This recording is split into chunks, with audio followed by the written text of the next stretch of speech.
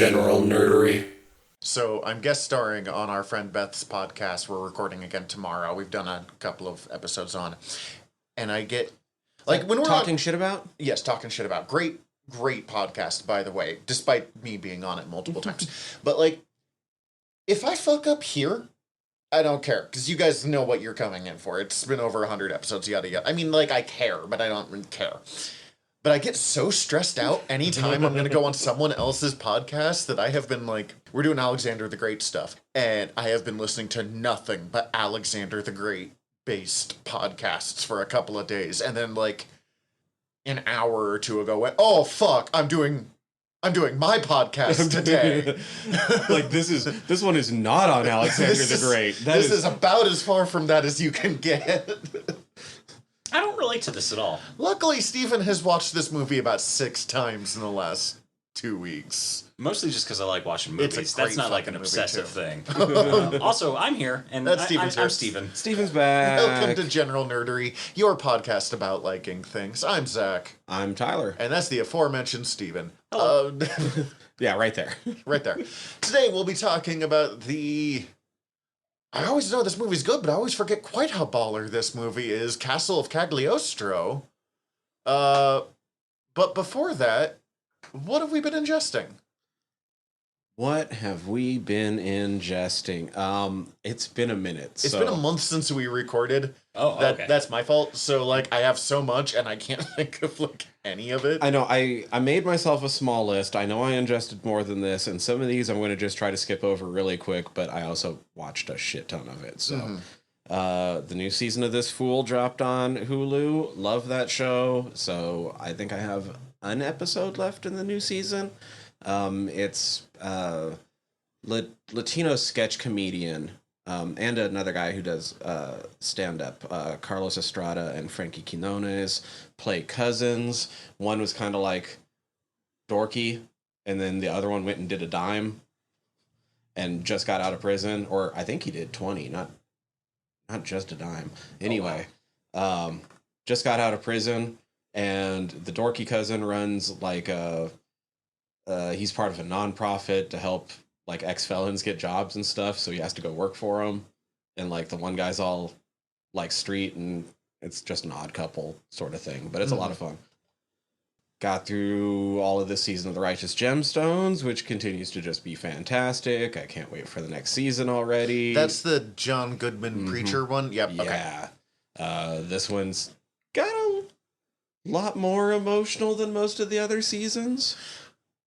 I don't want the movie strike to go on longer than it has to because I want those people to get like properly paid and do the work. But I was watching a John Mulaney Hot Ones thing, and he was talking about like, well, if the strike goes on long, people finally get to watch all the shows they've said they like without new shows coming out. And I kind of want that so I can get to some of these fucking shows. Yeah, John Goodman's a fucking treasure. Oh yeah, he's amazing. Holy shit, he's I've heard good. great things. But I'm sorry, I interrupted. And Walton Goggins is fucking fantastic in it as fucking Uncle Baby Billy. None of the listeners will know this, but Pam was just telling me exactly all the same things you just said. Not Pam and Pam, the cashier. There's multiple Pams. Yeah. Where we work. Let's see, the new season of... Oh. Actually, it's a surprise that I've only watched Those Old Scientists 3 times so far. Really? I've only gotten through it once? I mean, gotten through it once. It's fucking great. It's really, really good. Is this going to get you to watch Strange New Worlds? Like, was this no, what it no, required? Absolutely. I mean, it was always... On your list? It's always on my list, and it's still probably out of the top 5 on my list right now, but it's in the top 10 where I'm getting to it. I will say... For the Strange New Worlds cast, it's a relatively weak episode. Although it's got some nice Uhura moments that I really appreciate. Mm-hmm. I dug it all around, but I also, even beyond Lower Decks, was already a fan of Jack and Tawny, so. True. Those Old Scientists is the Strange New Worlds Lower Decks crossover episode where 2 of the Lower Decks characters get brought into live action, and their their uniforms look so fucking good. They look so good, right? Really set up like, those are my favorite Star Trek uniforms. Yes. Proved me correct there. Yes. I still want to see a quote-unquote live-action version of the Cerritos, though. Yes. Just a Yes. single exterior shot. Just Yes. once. Just once. That's all I need. Literally just have it fucking show up at a battle sequence, and it's just like you see it in the corner, but enough to where you can see on the top. That would be super appropriate for a California class. Just like there, but not doing anything. New season Reservation Dogs started, and somehow I did not, like, I got emotional, but somehow the latest episode did not bring me to full-on tears just because of how masterfully it was made, because it involves flashbacks to an Indian boarding school. Ooh. Oh, wow. Which sometimes I have a hard time even saying those words, so, like... Yeah. It's a fucking horror show. Wow. Okay. Fucking fantastic episode, though. Highly recommend. It also... Kind of Tio Horn. Tanis plays a huge part of that episode. Ooh. Anytime she's in stuff, she's so good. The Aztec hero dropped in For Honor, so that sucked away some of my time, but then... Man, I haven't heard you talk about For Honor in a long time. Yo, they dropped a Jaguar Warrior. It's all I wanted the entire, 3 years I played that goddamn I'm not game. saying I'm surprised by this. It was like the thing you talked about for a while there. So, it got me back, and... I put a good weekend into it, but I've kind of been away for it from the past week because a new video game just sucked away my life. Baldur's Gate 3? No, I wish. Oh, I can't. I can't wait. That game is going to suck away my life, I think, for at least a little bit.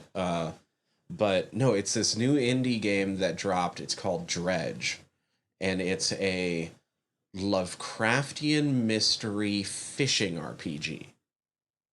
I love indie games. That sounds fucking incredible. It's just this top down, and the premise is you're a fisherman, you got caught in a storm, dashed up on the rocks, almost died. This village saves you. They're like, look, your boat is fucked, but we have a loaner here that will go rent to own on it, and you can get back out fishing, but we're going to warn you now, the fishing around here is kind of crap, so you might be here paying it off for a little bit, and also you probably don't want to go out at night. Because have Cthulhu. Fun! Hell yes, need to check this out. And then, the fishing mechanics are pretty simple little, just little mini games. It's not too in-depth, and you kind of just go upgrade your boat and try to catch different fish and fulfill certain requests, but then things start getting strange, and you start finding aberrations in the fish and different relics, and spooky figures start talking to you. It's pretty good. It's super Lovecraftian through and through, and just slightly a survival game, but not enough that I can't play it because despite watching tons of horror movies, I am a gigantic wuss when it comes to video games. The interactive nature just really gets to me, and I have a hard time playing most survival games. Well, I mean, it's the same way I can do horror podcasts or comic books, but I can't do horror movies for shit. There's something about just certain forms of media that makes it difficult. I love watching horror movies. Do not fuck with no horror games. They are too scary for me. I will say I can to a certain extent. If something really fucked up happens to me in one of those games because I'm trying it out, it might almost make me shit myself, but it'll only get me that one time. Okay. But I don't like that fact that it almost made me shit myself the first time. Fair. And then I'm good. That's it. Okay. That's it. I mean, it's been a month. It makes sense. Steven, anything fun? I don't recall exactly if I mentioned this last time, but just say it. We heard the fucking. Okay, I watched one other thing last night that actually that's relevant to our overall theme for the last few episodes and stuff. Anime? Yeah. What is it? Digimon Last Adventure of Izuna? Tiffany has been trying to get us to do an episode on that for 2 years now. It's really good. I've heard. It's a really good ending to the Digimon adventure story. Yeah, I don't think it's the ending, but we'll see. Well, there's going to be a sequel that's supposed to wrap up Digimon Adventure 2. Yeah, but... And it's they try to leave it on a hopeful note. Only reason I'm saying that is because Digimon has ended about 4 times now. Well, yeah, but now they can just keep going with the Digimon 2020 That's fair. universe. God, we never canon. dived back into that. We watched the first few episodes and it slapped, which is like the 4th time I've used that descriptor today. Yeah, you're I don't know where. Every once in a while, Everything is a word slapping. just clicks. I mean, that word is slapping in your brain. Yeah, shut up. It Anyways, slaps. you had a thing? I finished Ted Lasso season 3. Ooh. I don't remember if I talked about this the last time I was on, but so I finished Ted Lasso, me and my partner, and fuck, I love it. Yeah, really good, right? I imagine we'll probably do Ted Lasso season 3 on this show at some point. It probably has across 2 episodes because they're way longer episodes. So but I yeah. won't go into great detail, but I fucking loved it. Slam dunk of a series overall. I've really fucking enjoyed it. I don't get why there were so much mixed reviews of the season 3 when it was coming out, and it could be that I binged it a little. Well, not binged it, but I did watch it. Not It's a week to week. harder season to binge. I didn't watch it week to week, but me and my partner did draw it out a little bit. But we watched like 1 or 2 episodes, and then like maybe take a week, maybe 2 weeks. My friend and I, we've been watching through it, and we got up to the last episode, and I went, we don't have time to watch this. He's like, what? No, we do. And I'm like, it's a fucking hour and a half finale. It's like an hour and a 8:30 half at night. I have to get up at 4. No, we don't have time to watch this. It's an hour and a half finale that also fucking is a finale. Like, Oh, no, you're gonna doesn't- go through some emotional arcs through it. I continue to have a couple of major disagreements with some of the choices they made, but I think they did a good job with the choices they made. And we'll get into that later. Yep. And I do feel the lack of Bill Lawrence, the guy who made Scrubs, because Yes. he's supposed to be editor extraordinaire, and some of those episodes were like 4 episodes in one. Mm-hmm. And for the most part, doing a pretty good job. Like the fucking episode with Ted's mom, I forgot that it was the same episode, and then it pulled back in and tied things together. Like, really well, but like... There is some pacing issues, it feels, but that's also feels like they kind of just were trying to fit everything they wanted to fit in it. I feel like it wouldn't feel like such pacing issues if the early season episodes hadn't been so tight that you really feel the elongated... I was going to say, every time we've talked about the pacing on this, I've thought about it, and I actually went and did the math. If there was an equal amount of time between, because the season basically takes place over the course of a season, right? Yeah. So if there was an equal amount of time between each episode, which there isn't, we know that some of the episodes are like back-to-back days, which means there's even further gaps of time. And then there's random bits of episodes where they clearly go through like a month and a half in the opening scene. Yeah, there's like the Zava episode where he starts playing, and they go through like a huge chunk of the season where they just like, you guys are now doing really well in this season. Mm-hmm. And it's a single episode. I think that one's written by why am I blanking on his name? Brent Goldstein. I think he wrote that episode, but that one trucks through a lot of that season in a single episode. But pacing wise, it feels like it takes a lot of time, but also it is one of the longer episodes, but it's also incredibly fucking hilarious. But if there was even days between each episode, then there would be like right around 21-ish days between each episode. Wow, because of how long the season is. Interesting. And that's something they never really got across well in the first 2 seasons, because it was the same thing. Yeah, but it's just bam, bam, bam, bam, bam in the earth. I mean, but I think that's why, like, for some people, like, the Nate conversion feels like it happens too quickly, and it's like, oh no, it takes place over, like, half a year. It does. We just need... I would have liked 1 or 2 more scenes with Nate to have that, because his jump from, like, maybe Rupert kind of sucks to he has quit happens...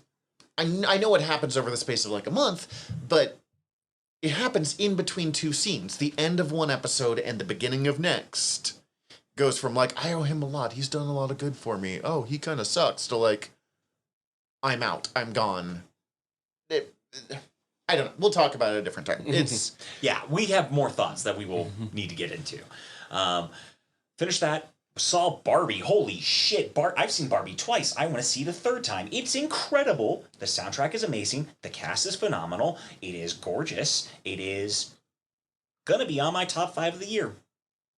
Definitively. I love that Michael Cera is apparently fucking done with the I'm Just Ken song. I've had it stuck in my head for fucking... And he had to work weeks. on that show, so, like, I don't blame him. I'm not...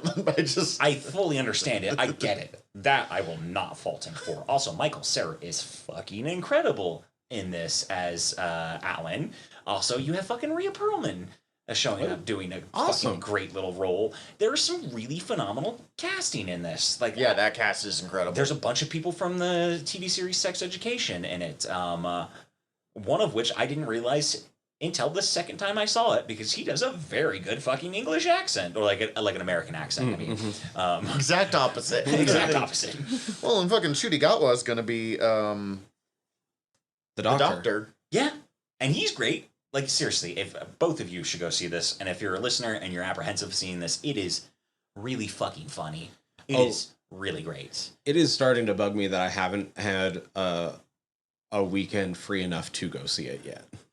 It's also super not long. It's like under 2 hours. It's like, I want to say like over an hour and a half, but somewhere in that range. Really snappy, really fast. It doesn't feel long, nor does it feel like it's overly short. It gets in, gets out, does what it needs to do.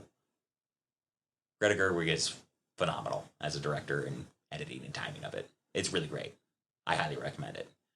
Played a bunch of the new Mario Kart DLC courses. Oh, did they drop new episodes? I've just been very behind on them. Okay. I think they have dropped some new ones. I think there's like only 2 cups left. I could be wrong on that. But played through a bunch of those. They're very fucking great. Oh, the courses are very good. I don't like the real world courses as much. They're like, this one's in Tokyo. And most of that is they always change the course on the third round. Like, go this way. Go this way. Now you go this way. And I'm like, no. All of those are from the Mario Kart Tour game that they did.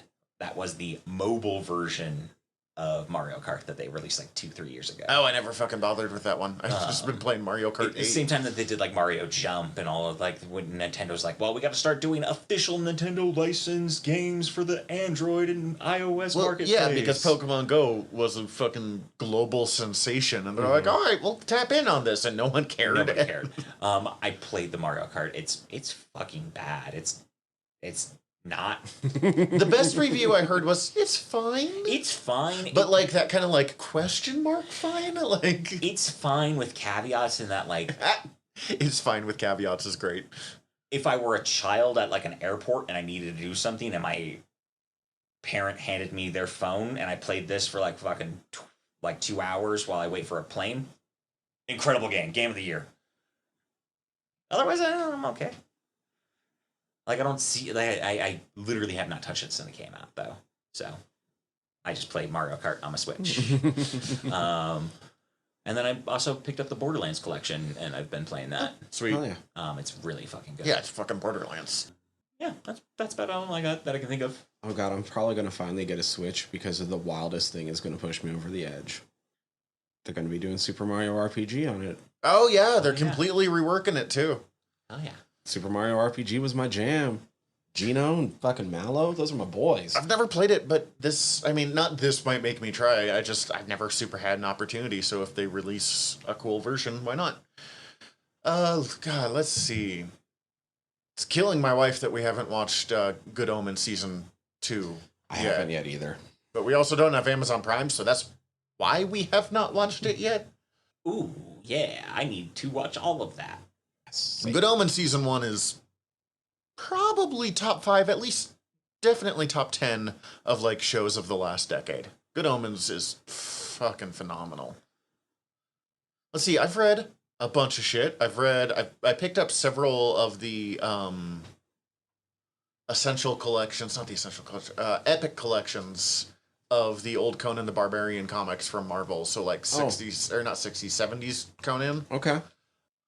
A little hard to read in some case, just in the way that, like, pacing has changed, but extremely good. Conan is always really pink for some reason in those. Like, the coloring was always a little odd with Conan specifically. It does make me laugh, because I got the ones that introduced Red Sonja, because I'm a giant fucking Red Sonja fan. And, I don't know, 5 to 10 years ago, Dynamite had this big thing of, like, we're relaunching our 3 big characters, and it was like Vampirella, Red Sonja, and Dejah Thoris from the John Carter stuff, in significantly better clothed costumes. So, like, not bikinis. It's a one piece. Yeah, sort of. Vampirella had a kind of one piece with like some short. It was a good. They were all good costumes. But people flipped their shit about like woke yada yada. Mhm. You know, I don't think woke was in the vernacular in the same way it is now. But like PC, not allowed to be fun. And you know what? Dynamite is aware that they mostly do cheesecake comics, and I don't have a problem with cheesecake comics. Like, but also giving some characters some pants, not a big deal. It made me laugh that they took out the chainmail bikini. I'm like, 1, she's still wearing short shorts, and 2, shut the fuck up. But then you go back to the original Red Sonja stuff. She didn't have the chainmail bikini for her first several appearances. She had a full chainmail shirt. The new design that everyone was so pissed about revealed more than her OG. like. Which does not matter. I just thought of that while, like, random bit of trivia while reading these. I read a comic called Star Trek Year 5 by Colin Kelly and Jackson Lanzig, who are these creators who have really kind of burst out in the comic book scene in the last couple of years. They just did a Captain America run. They did a Batman Beyond stuff. They do a different Star Trek series that I also read, which I'll mention in a sec.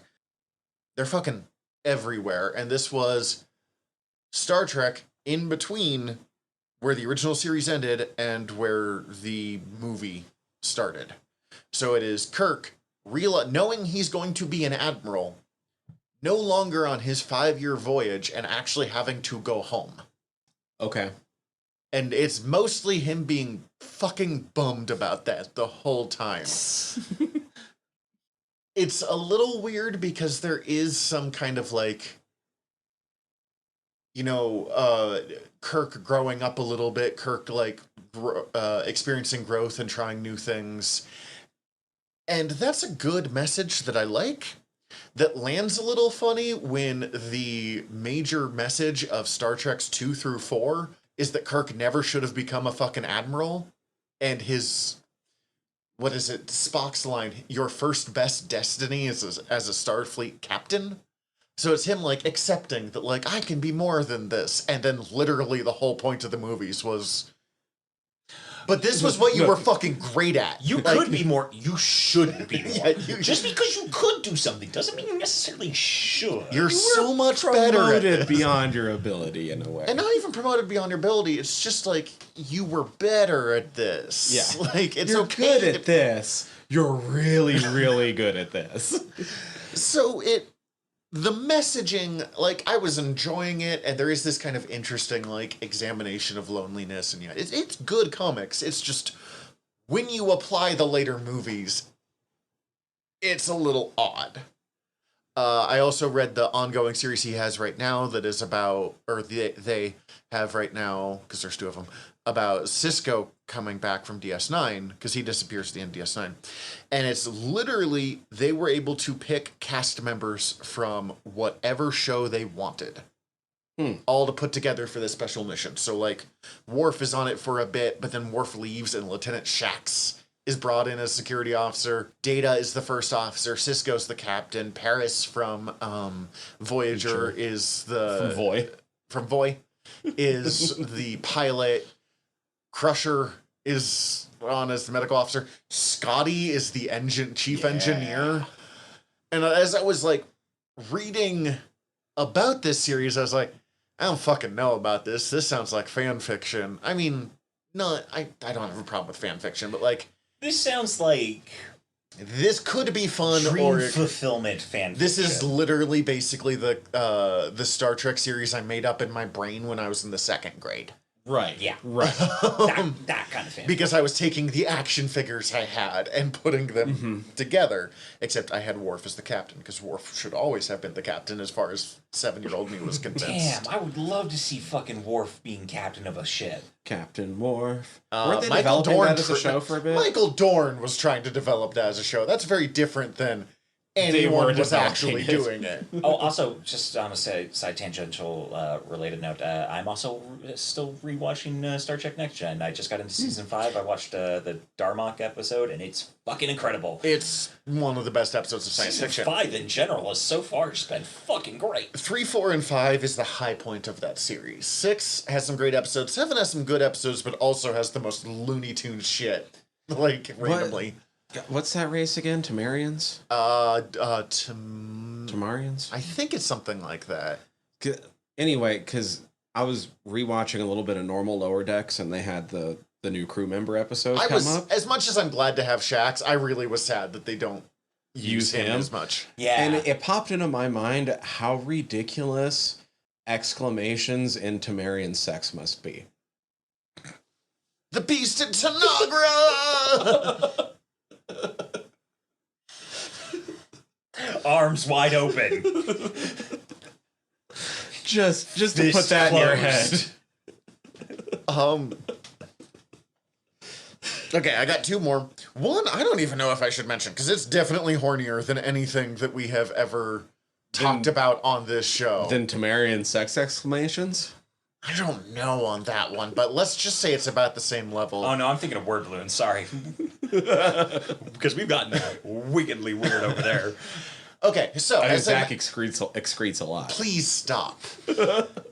So it's, as I've talked about, I like cheesecake comics, yada yada yada. I draw a lot of fucking nude, so I have an ongoing kind of I'm a interest horny in that. pervert. And It's all good. I actually do collect erotic comics, porn comic. Let's be honest. And I picked up one, being like, I don't expect this to be good, but it's the most on the nose name that I've ever fucking read. Even for anime, that's just very, like, straightforward in their names. I hate the modern naming convention, by the way, of, like, so-and-so is blah, blah, blah, blah, blah, blah, blah. But this one is, it's like, I think it's Asumi. Asumi-chan is obsessed with lesbian brothels. Yes. And I was like, all right, I'll pick up the first volume. And it's not going to be good. And, I mean, it's not.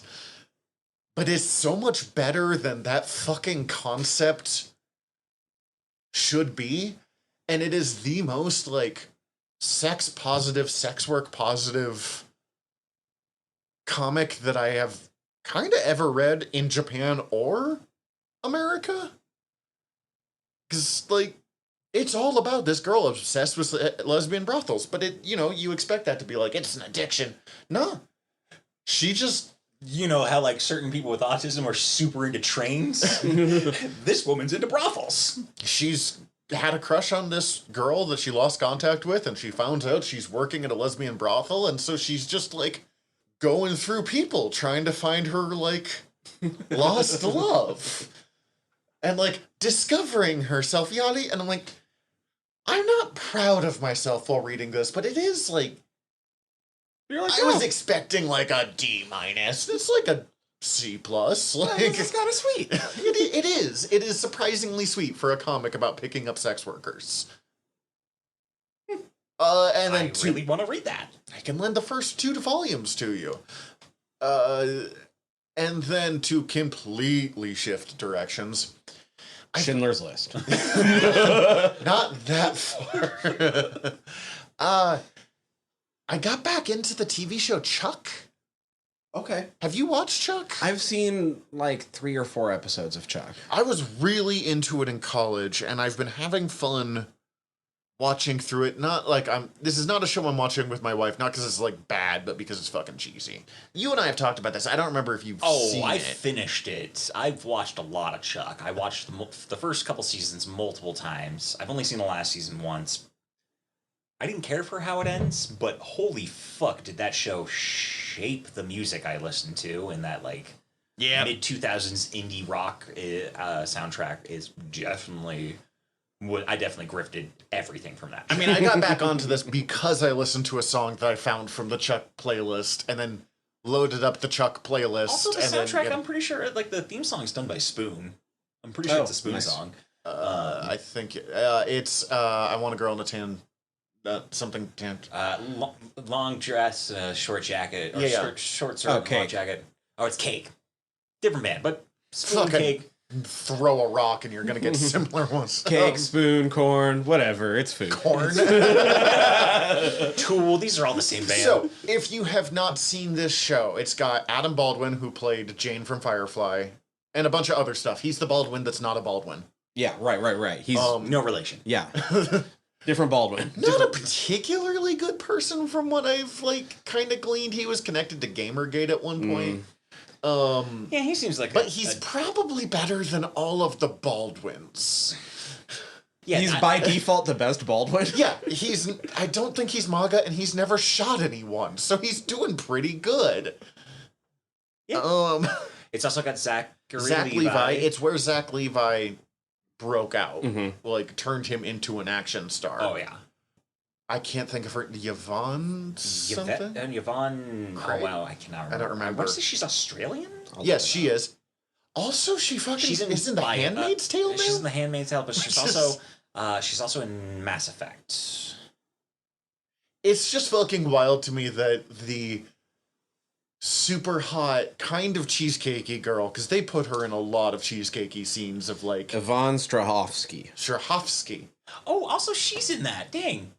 She's at I forget her name, but she's in the Fast and the Furious movies. She plays, I want to say, Mia, Dominic's sister, who's the love interest of Paul Walker's character. Oh my god, is that Jill from like his ex-girlfriend? Yep. Holy shit, I knew I recognized her from somewhere. Which, weirdly enough, another thing that I just started watching that I didn't get a chance to finish because I had to go watch Castle of Cagliostro was Debs. Have either of you heard of Debs? I've heard of it, I've never heard of seen Debs. it. It's on Hulu, and I've heard of it many, many times, and I finally put it on, and it is a lesbian romantic comedy, but set in basically like a 007 versus 007 versus Dr. No, or like Austin Powers versus Dr. Evil type super Is this spy like a versus goofy super... B movie we should be doing an episode on? Yes. Cool, I will add that to our list. Haven't finished it yet, but it's super fun and goofy and weird. Lots of interesting 2,000 people in it. Well, and I love doing weird shit like that. So, like for our episodes. Written by a woman director. Okay. Written and directed by a woman who also wrote Professor Marston and the Wonder Women and one other movie that I've seen from her for some reason. Like, she has 3 movies that she's written and directed, and I somehow have just like, well, I've seen your whole filmography and didn't know this until just now. But if you haven't seen Chuck, it's got, several people kind of getting on the public. And it is a sci-fi romantic comedy spy thriller. Yeah, basically a guy who doesn't work at Geek Squad at a not Best Buy is for copyright reasons super big nerd, and in the like peak 2000s era of like everybody's a fucking nerd now and you're gonna fucking like this nerd shit because nerd shit is cool era. Like just when it was starting to happen. Just at the peak, like just like right at that, and then it like hit full on right after that.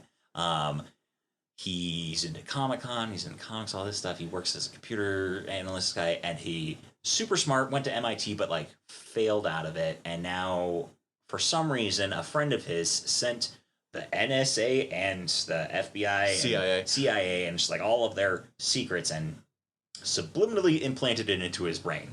So now he's just like a walking database of spy information. And has to have, like, handlers, because he'll just flash and know a bunch of, like, oh, this shit's going on, and they're terrorists. So, nerdy geek guy is sent with tough, hardcore Adam Baldwin character and insanely attractive woman. Definitely, like, a femme fatale, like, honeypot style spy. There are a few scenes in it where it's like, okay, this has gone on about 5 to 10 seconds too long. but also like they do a surprisingly good job of really playing up the kind of like James Bond slow sexy walk scene of the girl, but also not making her just she's not just eye candy. Like they actually give her character arc that I don't feel like weakens her. Especially as the series goes, like you get into her further backstory of like how she got into the spy game a little bit. And Well, and when you do the tough spy that falls in love with the average guy, it's so easy to be like, you have weakened her and he's the worst. And they do a decent job of not doing like she's still fucking awesome, but she's now a little bit more human. I don't know. It's I might be overselling it, and there's plenty of people I know that'd be like, "This is bullshit," because it is. It's B-movie television. It's B-movie television. It is very schlocky. It is they're fucking. They do a lot of very tropey shit. There's a whole Missile Command Rush episode. They get wild cast people in it though. Like fucking Michael Clark Duncan was in it for an episode. Timothy Dalton was in it for a while. I was just scrolling through some of the cast of people that did like little multi episodes. The bad guy from Rocky 3 who's a giant douchebag in real life. Dolph Lundgren. That's the one. But also super smart. I've heard mixed reviews of him. He was just a jerk back in the day. I don't know if he still is. The guy who played the Hulk was in it. Lou Ferrigno. Yeah. Yeah, dude, it's really good in its own way of being. If really you like good. B-movie television. Yeah. And also like great soundtrack. I will stand by that. I Tony Todd. I've listened to it. Oh yeah, he was in it for a while. Scott Bakula. Carrie Ann Moss. I forgot Carrie Ann Moss was Scott in it. Bakula's in this. Man, I'm gonna be watching Chuck later. Right? No, I've been watching like any. Oh shit, Jordana Brewster. Okay. Arnold Vosloo. Yeah, no, the cast is wild. I think Jordana Brewster's the woman from Fast and Furious, right? Yes, yeah. That's who I'm talking about. Yeah. She's also in Debs. I will say, so the series was going to get canceled because it was always kind of struggling to survive. And the fans did a kind of interesting thing of targeting a specific sponsor, being like, we will buy so much shit from you if you make the series go. And Subway made a deal with them of like, you are going to disgustingly advertise Subway. Like, and we will basically fund your show. They almost put a Subway in the fucking building, don't they? Subway becomes a... Jared's out, Chuck's in. Basically, yes. Yes. And like the like B-plot characters, so like the C-plot of every story of... there were characters that were like not part of the spy stuff and never get pulled into the spy stuff. Who like work at the Best Buy that's not a Best Buy or like his neighbor type scenario. They had like kind of annoying plots and like you could have like worked them out of the series as it went on, but instead their life just became Subway. And I already am kind of fast forwarding through their scenes, and as soon as I get to those points, I'm just gonna fucking their scenes become unwatchable. Everything else is still good, but like... And now time for a Subway promotional. That will last 4 minutes. Like, however long. Oh, Brandon Ruth is in it for a significant amount of time. He's wonderful. Brandon Ruth is so good. I've heard he's also just like a real delightful human. He seems like he would be. And like, he's playing the like sexy, capable spy, and I'm like, all right. I get it. I'm mostly straight, but you're not wrong. Like, it's... Oh, no, that makes me want to rewatch some Legends of Tomorrow. That might actually happen. That might be what I get into after I finish Chuck, like on my kind of B-movie television day. Although, that just makes me sad that it's never going to get ended. Yeah, especially because Donald Faison was joining the cast. As fucking Booster Gold. That's such good casting, too. Oh my god. I was just thinking of Brandon Ruth in particular, and that was it, the guest starring John Noble episode. Oh, yeah. It's so good. So good. And where he gets to play off of Nora Dark with the meta joke of that's his real life. Oh, yeah, I heard that. I love it when they get to do stuff like that. I love that show. And then last thing, so, I mean, I've mentioned it before, last podcast on the left has become my, like, I'm probably ADHD repeat show of, like, sometimes I just need something playing that I've heard a bunch that I don't need to think about. But I've decided, because I've listened to a lot of episodes so many times, to try it a different way. And I just started at like episode 100, because before that the show was not good. That's like right around when they started figuring out really what they were going to be, or like changed what they were going to be.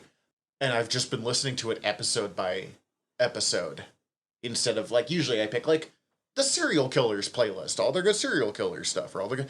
And some of these are episodes I've never listened to, and some of them I've definitely not listened to for a reason.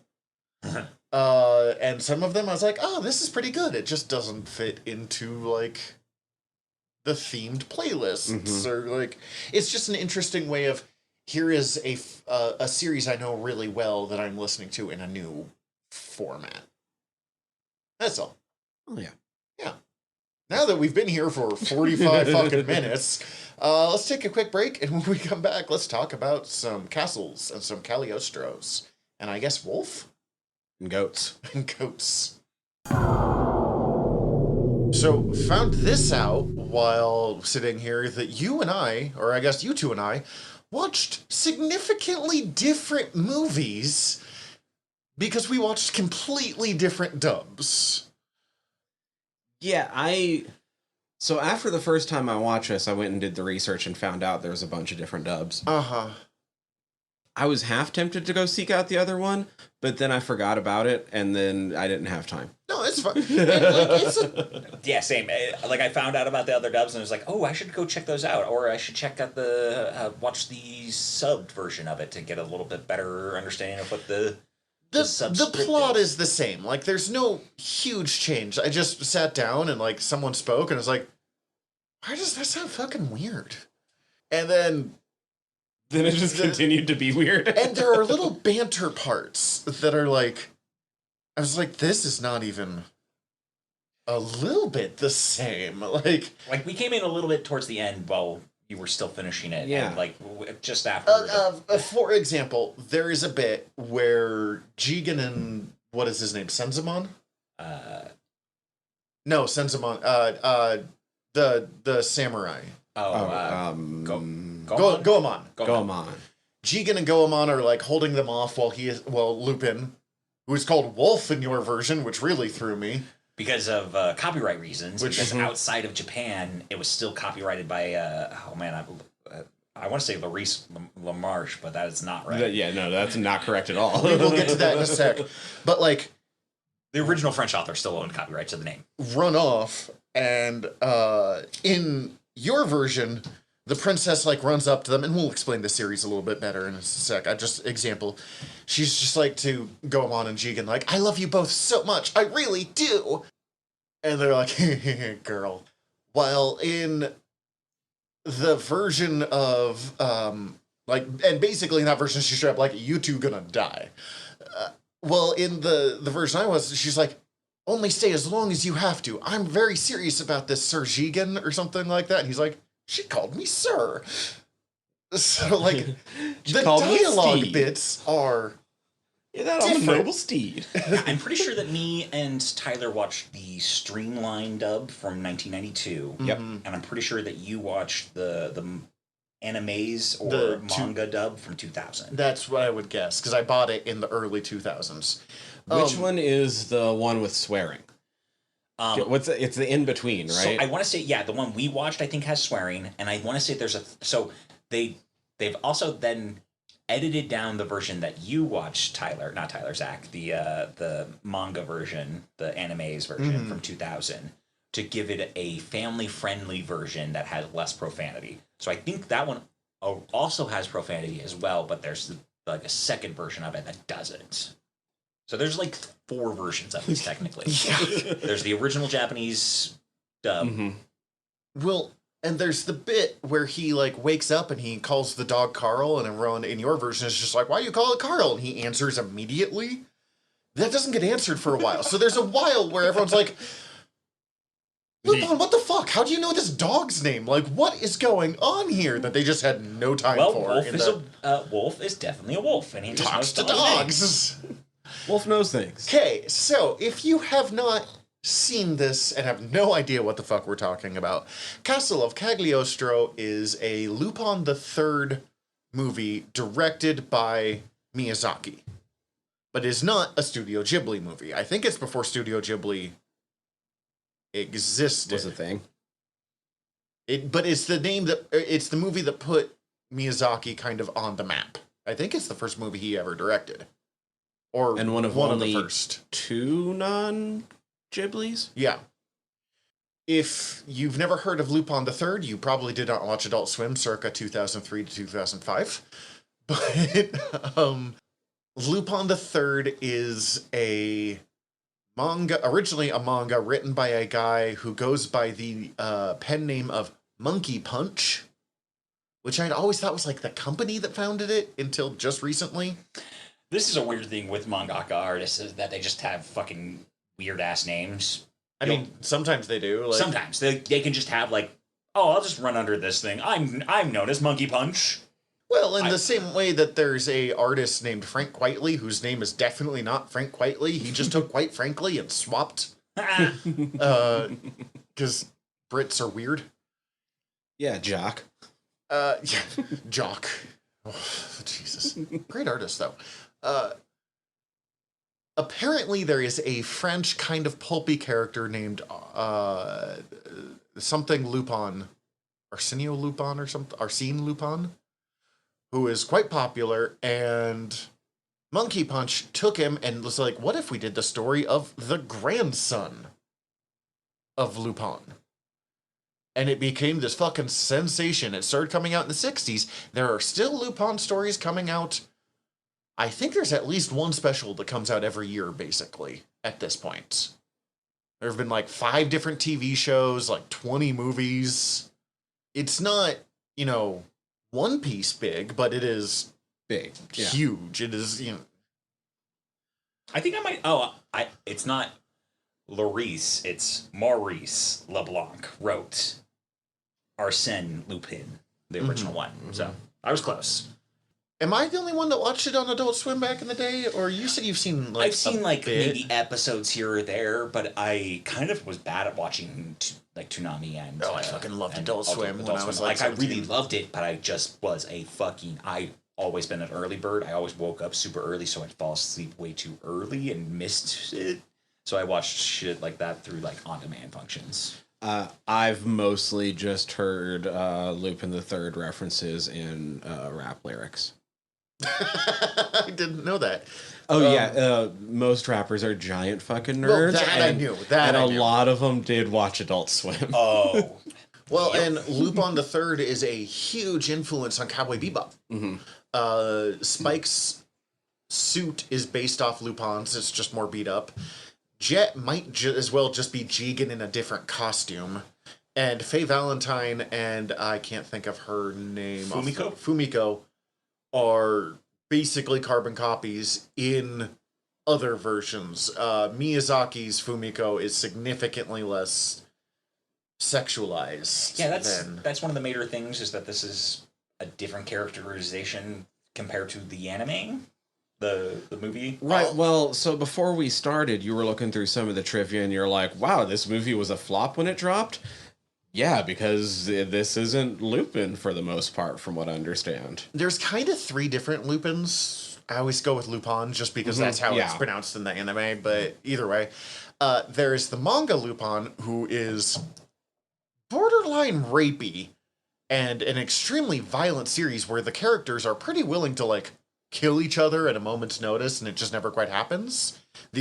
I'll kill you, but no one else gets to kill you. Yeah, very sleazy. Then there's the anime where those 4 are, like, fucking tight, but are much less, like, heroic. And then there's Miyazaki's version where Lupin is basically Thief 007. Like... Yeah. I mean, also, if you look at the different 007s, there's like 6 different characters across those who are all 007. So I do know a lot of fans were very bothered by, this is not Lupin, except then Monkey Punch, who created the fucking character, was like, this movie's a masterpiece. It's not my masterpiece. We are making very different shit, but, like, did you see that movie? Right. I love it when fucking artists and creators do that. It's like, yo. I know this isn't what I'm doing, but this is still fucking good shit. Steven Spielberg is a big fan of this movie, to the point that people were wondering if it helped inspire Raiders of the Lost Ark, because Raiders came out like 3 years later. The answer is almost certainly no, because it didn't come to America for another like 15 years. But exactly. Like, if he saw it, like, from what I understand of him, he is such a huge film buff, and he has his own private studio in his own home. I wouldn't put it past him having found. I expect he found it before it came to America, but I doubt also, that's assuming he found a fucking English dub of it. I don't know if they even had that. I could see him being in Japan watching a subtitle version or something like that. Yeah, but I mean, here's the thing though. Not just there's enough creatives that are fans of this that like there's a reason almost any time in a movie you see a Fiat, it's yellow. It's references to this movie. Dude, almost any time. Is that why Mr. Bean's got his little thing? Probably not, but I'm gonna roll with it. But it's like any time there's like a car chase in Europe, it's gonna be along the fucking windy coastal roads. Great Mouse Detective is directly inspired by the final fight scene in the clock tower here. I was reading a whole list. Apparently, the Atlantis, the Lost Empire, Lost City, or whatever, the Disney animated movie. Which I keep meaning to go back and rewatch. I haven't seen it since theaters. I've only seen it for the first time in the last like year. It's good. Same, and it's during an era of Disney that I really, really loved. Character designs by Mike Mignola. That tracks, actually. It does. Anyways, you're saying Atlantis. Evidently, it's the flooding scene where the city's like submerged or comes up out of water. That's heavily. There's like, we definitely reference fucking Cagliostro for that. That's full on. This we did this. We did that. We just copied that. I had no idea this movie is as old as it is. It came out in 1979. I think it's definitely the oldest anime. I think it's the oldest anime that Cece ever watched, because she was definitely thrown by the style, but she liked it. She kept being like, it's like half anime, half Looney Tunes. Like, that's just what anime was back then. I think it's the oldest thing that we've ever reviewed on this podcast that's not like Conan Pulp Stories. Right, yeah, because other than the weird fiction episode, basically. Yeah, I think it's definitely the oldest thing we've watched. This might be the oldest anime movie that I can think of ever having seen personally. I watched Mobile Suit Gundam, which was around the same time, but I haven't. Yeah, this is probably the oldest for me. I can't think of anything for me that would be older. Not a lot of 70s anime is ported over to America, and when it did, it was in the like late 80s, early 90s, before we realized that anime is a thing that people are going to care about. So it was like, who are the 4 people we could pay the cheapest amount to voice act the most number of voices? And was often borderline unwatchable. So this is the oldest one as far as I can tell, for me.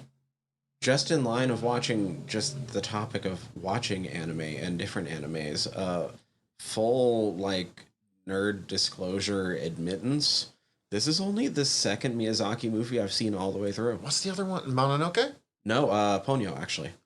Oh, Ponyo's so charming. Ponyo's cute. It's not my favorite. I'm amazed you haven't watched Mononoke. I have seen bits of Mononoke. I've seen bits of Howl's Moving Castle. Mononoke has not come up as a possible episode for us to watch because I assumed you'd seen it like 15 times, and you and I sometimes have difficulty discussing shows we've seen too many times. Yeah. Fuck, okay. Probably would have watched... I mean, I'm glad we watched Cagliostro, but like, fuck's sake. Oh, they're all good. Also Totoro. Jesus Christ. You haven't seen Totoro? Totoro's fucking amazing. And you should watch some of these. These are really... Yeah, no, there are things on my list. I've seen bits of almost all of them. I mean, I get fucking hot take Miyazaki movies are good. Yeah. I get it in that, like, there's several of them that I still haven't gotten to, and some of them that, like, the more I've seen them, the more I realize I need to be in the right headspace and or, like, fully aware of, like, not necessarily undertaking might be too strong, but somewhat of an emotional undertaking for some of the movies in that, like, I want to be in the right space to fully appreciate and enjoy them. So, like, there are certain ones that I just haven't gotten to yet. Like I haven't seen Grave of the Fireflies and Not Miyazaki, but yes, Ghibli or something Yeah, like that. that's It's a one of those. Yeah, weird- that's a Ghibli. I've never cried so hard in my fucking life with that movie, which scared the shit out of my aunt that I was staying with when she came home, and I'm like in the fetal position on the ground. And then Yeah, that was Little Princess say, for like, me, the but- last two Miyazakis I haven't seen. Yeah, I've not. I don't know if I've seen anything post the one that Christian Bale voice acted in. How's Moving House. Castle? Howl's Moving Castle, yeah. Yeah, I think Ponyo was the last one. Oh, I've seen Ponyo. But it could be, there might be one more after that. He's tried to retire like every fucking movie since 1998. I mean, given that we found out that this movie had a 4-month production, That's It's insane. July wild. to August for a hand-drawn animation. Is so July fucking to wild. August is 1 month. Oh, I'm sorry. I fucking July to no, October? November. October. I can't remember. November. Math. Doesn't matter. 4 months. It said 4 months, and that's all I remember. But that started whatever. Fucking 4 months. This anime is ridiculously pretty for how short it was done. I think it's pretty anyways. It's but super gorgeous. It's not overly complicated in a lot of certain aspects of like animation wise. Mhm. Like there's a lot of like matte paints that they'll just have animation walk over, but it's super fucking in-depth detail attention to like character movement and what is being shown. What they do actually animate is really well thought out. It's not necessarily the most complicated, like, yeah, but shit doesn't have to be animations, complicated to be good. but Like, it's also, they don't like, waste any space here. incredibly intriguing, like camera shots and like perspective views, and like it's really well fucking crafted. I'm gonna put in my one complaint about the look, and I agree with everything you've said. My one complaint is the actual character design of the Count. I hate looking at that fucker. He looks way too like, I don't know, Robert Goulet-ish. You're not wrong.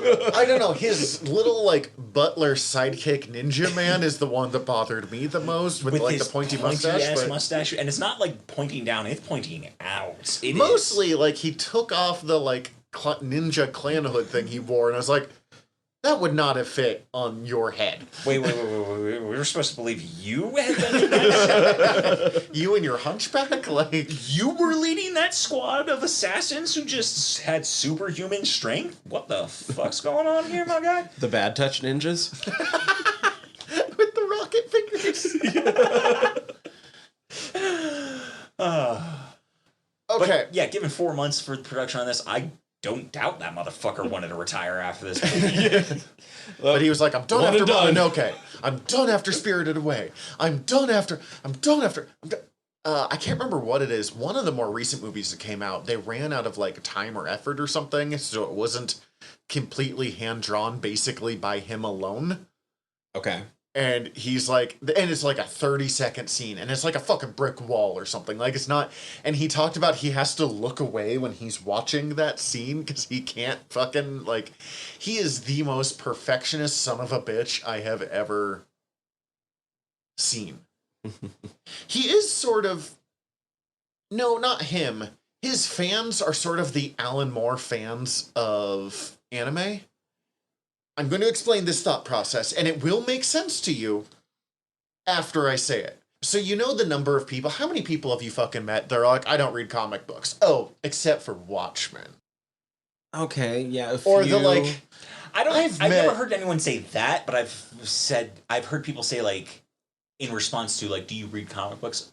I've read Watchmen. Okay, see, it's slightly different when you are, and maybe this is just because I'm the comic book fan. One, people used to constantly compare me to the Simpsons comic book guy, and I was like, I don't know why you think that's a good thing. He doesn't like anything. Comic book guy does not like anything. And You I are like not at everything. all like Like, him. yeah, no, but he reads comic books a lot. So like comic book guy, right? But the number of people like, I don't really read comics, except of course for Watchmen. And I was like, shut the fuck up. But the number of people I've met that are like, I don't watch anime, except for Miyazaki.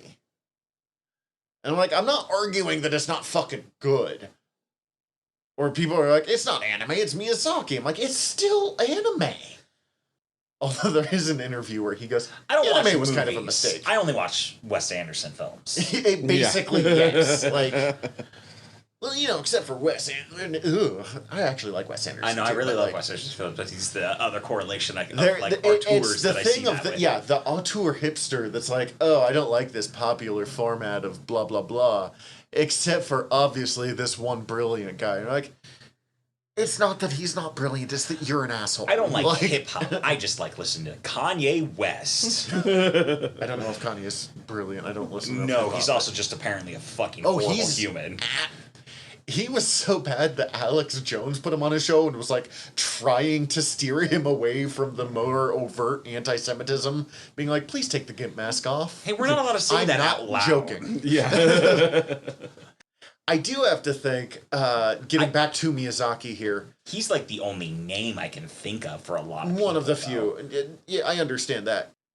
He made this in 4 months. You mentioned that he has problems with it because the amount of shit he had to do to get this done. Yeah, he had to change the script to get it done. I was reading a thing that listed this as his best movie, and I can only imagine how angry he had to fucking be. I don't think it's his best movie. I do think it's a great movie. I really enjoyed it. Especially because, like I said, my first time through, I was just like, ooh, This is fun. this is fun. I have it. So, just to pop to the end really quick, Mhm. just because I did just rewatch it right before we started, and so it's fresh on my mind. Is there a safe way to use the goat? After because she stole the goat plates at the end and then they run off? Well, Oh, no, with the because clock tower? the count does it, but Oh, I see what you're saying. When Like, they is open there the a treasure safe and way he's to do immediately it? squashed. or is it just an automatic death sentence for There whoever? is a little bit of Raiders of the Lost Ark. If Lupin hadn't been involved, things would not have changed that much. Plotline to this fucking... But also, I feel like the guy did not know that he needed to put them into the goat. I feel like he was just like, I'm gonna get married and the treasure's gonna show up. Yeah, actually, That actually argues even more for Lupin should have stayed the fuck... Other than If that girl would Lupin- have died, but, like... well, I mean, how long And that did could he also need just her be the to? dub we watched. How quickly was he going to kill her? Well, he 'Cause- tried to kill her, like, 4 times before he got married, because I think he just forgot that he was supposed to... Because here's the thing: if like he marries her and doesn't kill her before he accidentally kills himself using the clock tower, then she also inherits his wealth. I mean, his wealth is also not wealth. He's definitely a counterfeiter. All of his money is ill-gotten and not actual real. Yeah, but money's But fake, he's so fake money is... He has holdings good that point. she could sell or live in. I mean, he does have a castle. He's a count! Yeah. That's some prime real estate. That castle of Cagliostro. She would still be a countess at that point. Yeah, she'd be rich as shit. Also, she's a princess, I think. Oh yeah. Oh yeah, so she doesn't care. The whole reason he was marrying her for 2 reasons. One, to reinforce his right to rule. Completely forgot she was a fucking princess. And 2, so he could get her weird ring for stealing treasure. It's not a great treasure either. I mean, it's beautiful and I enjoyed the scene, but like, anyways, I have questions about the end, which we'll get to, but I thought, okay, we should do 2 things real fast. 1, let's sum up who the basic characters are in case you have never seen Lupin III and have interest in this movie in a way that we haven't already chased you off. Main characters, obviously 1, Lupin, the son of the great thief, Grandson. grandson of the great thief, I want to say Arsène Lupin. Yes. Something Lupin. Arsène, The Arsenio. French Lupin. Arsenio Hall Lupin the third. There was supposed to be a Lupin the 7th, which was like sci-fi Lupin, so it's somehow both Space Usagi and Cowboy Bebop. I love that. It fell apart. I don't care. Let's make the 8th. Who is the world's greatest thief, who is, in this version, mostly non-violent, and is more interested in, I mean, in all versions kind of seems more interested in the process of stealing than he is the mad wealth. Yeah. You know, like a lot of... He's in it to do the crime necessarily more than the wealth of it. He's a gentleman thief. Yeah, but he's also... He likes that wealth. The wealth is nice. He's also... He's a big fan of people with money. I called him a gentleman thief. He's a horny gentleman thief. Like, there is kind of like anytime there's a pretty lady, and depending on which version you're watching, he's either really good at picking up the women or really fucking bad at it. Like, there's no in between. Sitting there, swing. There is his closest partner, a man named Jigen, who Daisuke again makes is, smoking look so cool. Again, Yeah, he that was is another Jet thing, from like, Cowboy Bebop. I'm curious, like, is this why I think fucking, like, they make smoking look so fucking cool. That and Gambit from the X-Men. Yeah. And I'm just like, did they influence other stuff that makes smoking look cool? Like, is this the, like, impetus? It's the beat-up cigarette. The beat-up cigarette makes it look kind of like here's this whole kind of grunge thing. Well, and Jigen especially, because he's also always like... Got the hat down and the... Yeah. And the cool pose, leaning against something. And... He's the cool, quiet backup guy with the fucking anti-tank gun that he's just firing. Like... Oh, wait. Wrong bullets. Let me reach down in here, because Jigen comes... fucking strapped. Oh, yes, he does. In most versions, he's got like a fucking revolver. In this one, he's just got an anti-tank gun. Then we have Goemon, who is pretty much just Samurai Jack, but a thief. He's your standard samurai. Let me cut that for you. It doesn't matter what it's made of. Katanas are better. Doesn't matter. My katana's too sharp. Jigen is not the only person that has a lot to answer for everyone circa 2003 to 2012 thinking that the katana is literally the greatest sword to ever be created. I mean, I definitely was in that camp for a little while. So was I. And don't get me wrong, katanas are fucking sweet swords. I am not knocking the katana, but the number of things where like a katana... Oh, Highlander. Highlander also has a lot to answer for on this one. 100%. Highlander has more to answer, I think, than this. And that, when that he's one, blocking a fucking... Highlander 2 has a lot to answer for, but that's a whole different discussion. Blocking a fucking great sword, like, you know, Celtic longsword with a katana, like, that thing would have fucking snapped in half. Just the way that it was made. But, you know, anyways... Goemon, cool samurai guy. He shows up when you need samurai things to happen.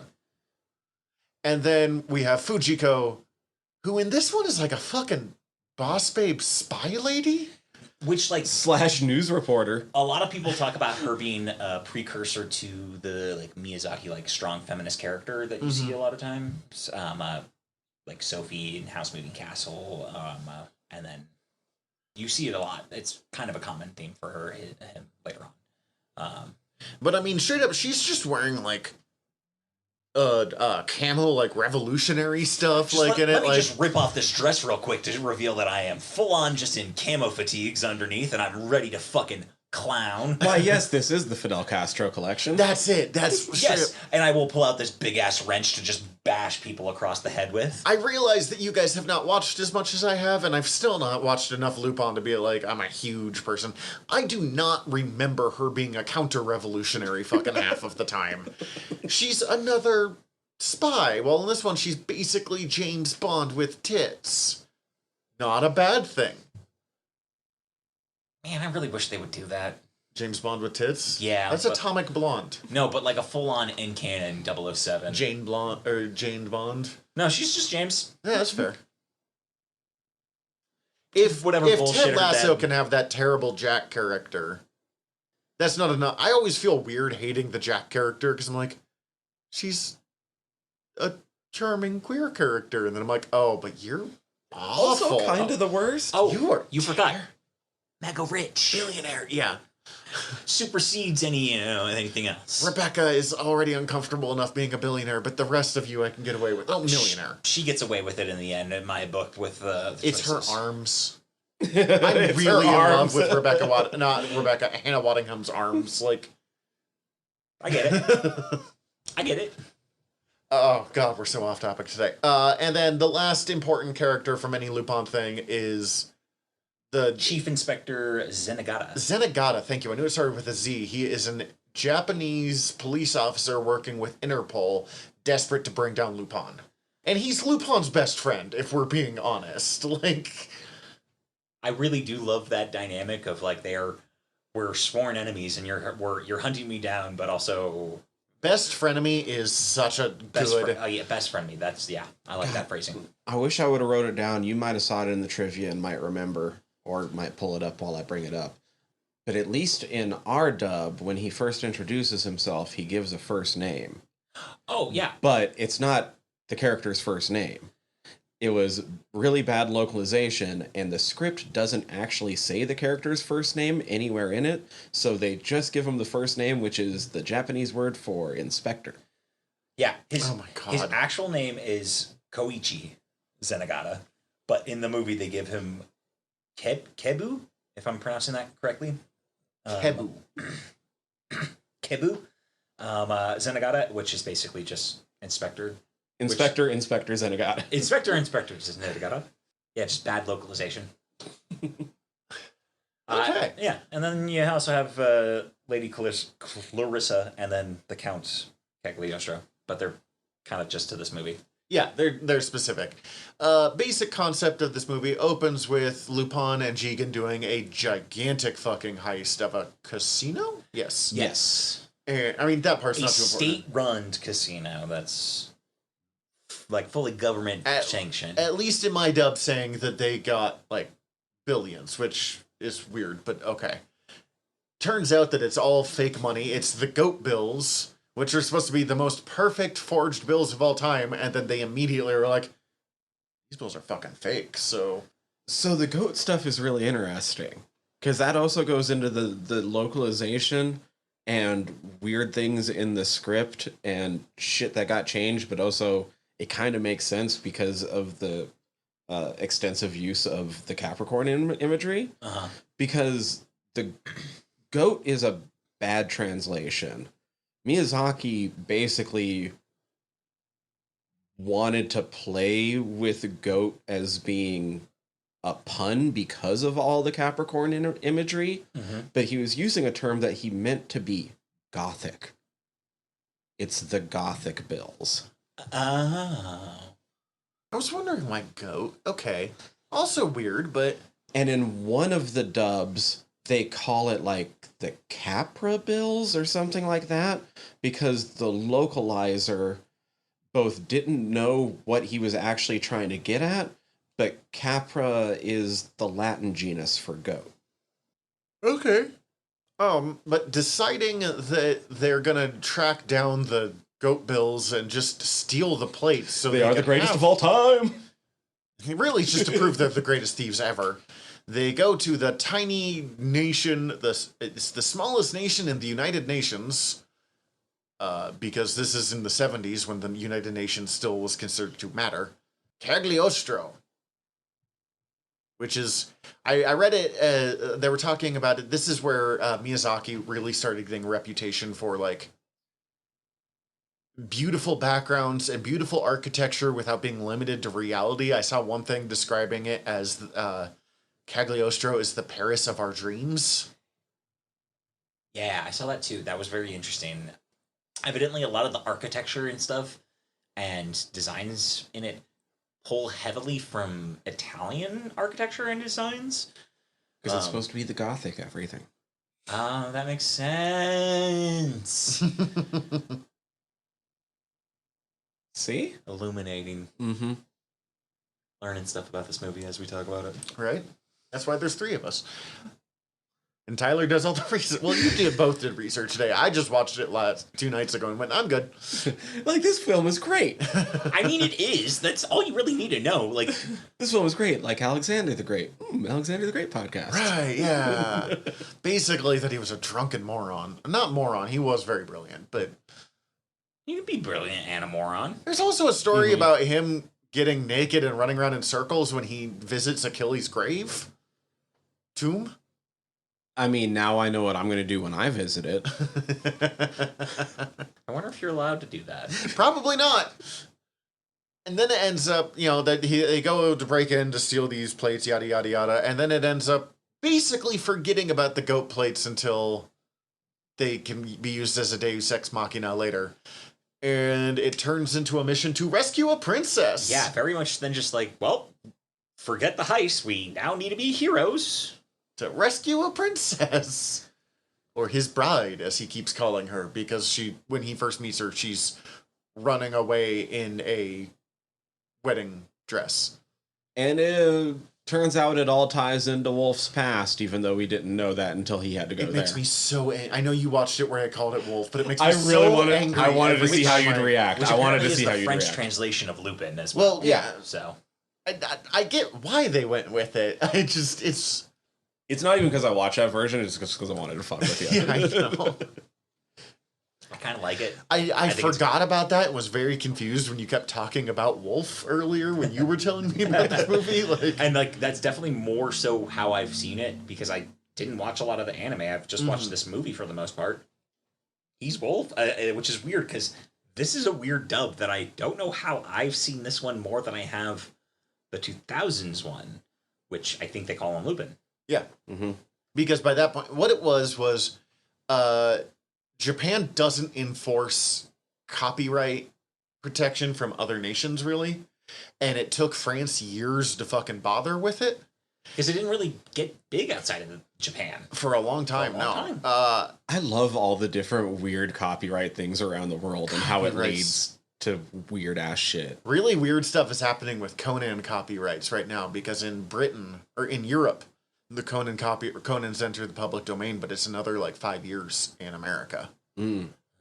But I think they changed them, but Italian copyright laws were such that you could basically just call your thing the sequel to something else, whether it had anything to do with it or not.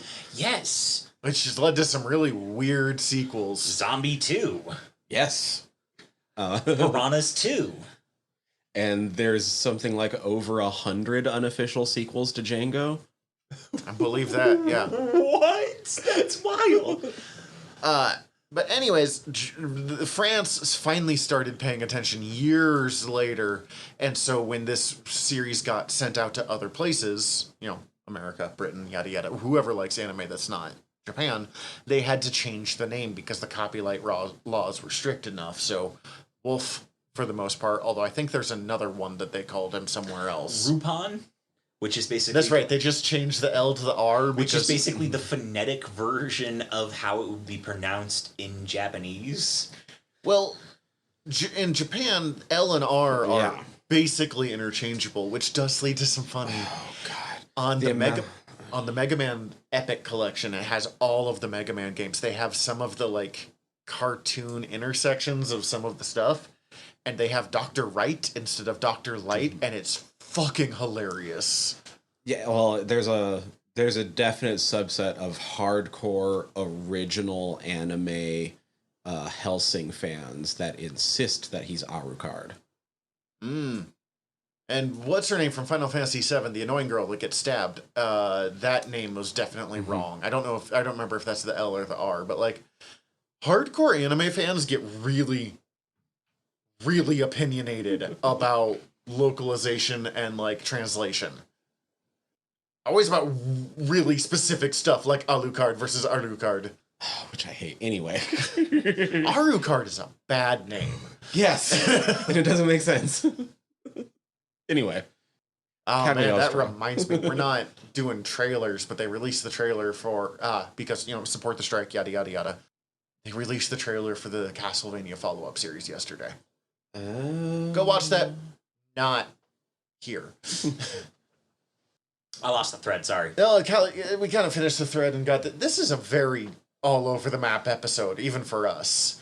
It's okay. That's fine. We all agree the movie's great. It's a movie about... Well, and I don't even want to spoil it that much. I just want people to track down the not your version of the dub. That said, I still think the version of the dub that we watched is good. It was fine. It's fine. It's so if you can't find the version that Zach watched, I forgot the manga dub of it. Don't feel bad. Don't feel bad. It's just because I found this. It's also on like the Internet Archive. And Well, yeah, it's not streaming anywhere. Is the hardest part of it's finding not streaming this, anywhere. So like you have to track down a physical copy of it or do some interneting. I rented it. Where'd you rent it from? Amazon. Oh, cool. Okay. Well, I guess you can rent it off Amazon if that's what you're. I was just like, cool, I need to watch it again. This is super quick right now. But that was the dub that I watched too, which is weird. Honestly, I'm sure it's fine. I just, the way my brain works, if something is slightly different than the way I, like, know it, it bugs the shit out of me because I keep being, like, ready for what comes up next, and it's just a bit off. So, the super nonchalant way that Wolf just drops down the fucking tube was one of the most baller things I've ever seen in a fucking anime. Wait, which scene is this? the fucking trapdoor? The trapdoor. Oh yeah. And he's just Like just hands still in his pockets, just like same fucking pose, just like whatever, bro. Later, princess.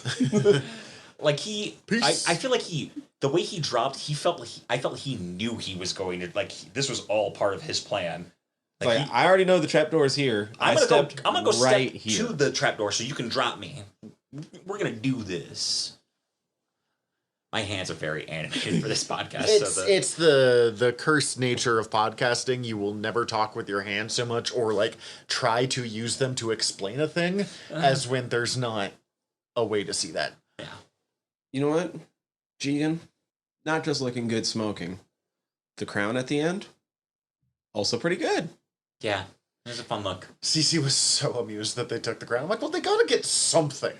They have to get gas money to get to their next heist. Speaking of gas money, holy shit, do I love their little fucking car. I wanted to bring this up when you talked about the Fiat earlier, but the chase scene in the very opening when like they're driving through and like he just pulls a fucking lever and there's a really good little bit where you see Jingen in the back still putting on the tire and he's just like kicking on the hubcap. And you see Lupin in the front just like pull out like a fucking parking brake type thing, and the engine just kind of like folds out of the back, kind of in a space where it should not have existed as big as it does now. And it's just like, well, now we have a fucking turbocharger, and we're just gonna fucking ram up this fucking hill and chase these guys down. It's the way that, like, spy movies and heist movies or, like, criminal movies kind of interact, and one of those things that I kind of always want from them, despite not giving a single fuck about cars in real life, you always want a cool car in, like, this kind of thing. I already said bad touch ninjas. I keep looking at that note and... They are kind of clan-looking ninjas with bad... I mean, you're not wrong. They're cool.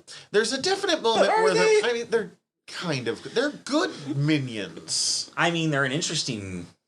They're interesting. I did love seeing them with their mask off the end, where it's just like, oh, you're just a fucking guy with a mustache. You're just some random fucking townfolk who's apparently a really good assassin. It's just Hot Fuzz. There was a point where they're like, they're bulletproof, and then it just turns out they're wearing suits of armor underneath. Like, one, that does make the fact that you're all ninjas more impressive to me. With moving with that much metal. And two, no. Like, impressive, that but revolver still... would have just tore through you. Like, it would have tore through you even without a fucking... Let's say you don't have fucking armor-piercing rounds at this point. You know why people stopped wearing suits of armor like that? Guns. Because the whole thing's gonna cave in and your chest has no room to move. I did like their design overall, though. I think it was kind of interesting. I do wish the pointy hood was not just 100% makes me think of the clan now. And see, I didn't actually think of that at any point until you said it. I can't unsee it now. I'm more bothered by their posture. I think because... they are all... the chiropractors better be fucking great paid in this place. Because of their posture plus their outfits being, like, all black, essentially, made me think of more like a demonic, kind of like weird, creepy little gremlin-like type person. Which is why when they turned out to just be like, oh, you're just a random fucking normal guy and not some... We're not going to find out that the Count has been doing some genetic experiments, making some weird freaks to do his bidding. And it's like, oh, okay. I guess that makes sense. I guess. fine with it. It's weird that you can do this. It's very weird that you guys are so strong. You can see, okay, Tyler probably can't see this, but like if you look at how they move, it's basically the same movement style that he has for the apes in Princess Mononoke.